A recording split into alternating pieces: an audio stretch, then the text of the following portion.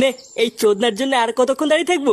লেওড়াটাকে বারবার বললাম তাড়াতাড়ি চলে আসবি, আমরা গাছতলায় দাঁড়িয়ে থাকবো। আর দেখ, ওর কোনো পাত্তাই নেই।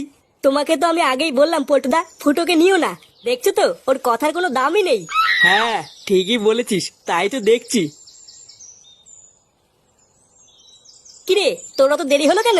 লেওরা দেরি হলো কেন সেটা শুনে কি বাল ছিড়বি, নাকি যেখানে যাওয়ার সেখানে যাবি? হ্যাঁ হ্যাঁ, চল চল, সামনে বাড়া জামাই ষষ্ঠী আসছে। তার আগে লেওড়া ফলের দোকানগুলো বুকিং করে রাখতে হবে, না হলে সেটা ছেড়ে দাম নিয়ে নেবে।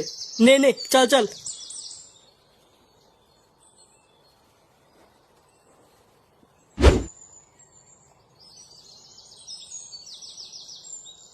বালা ঢ্যামনা বা শুধু আমাকে কথায় কথায় থাপায়।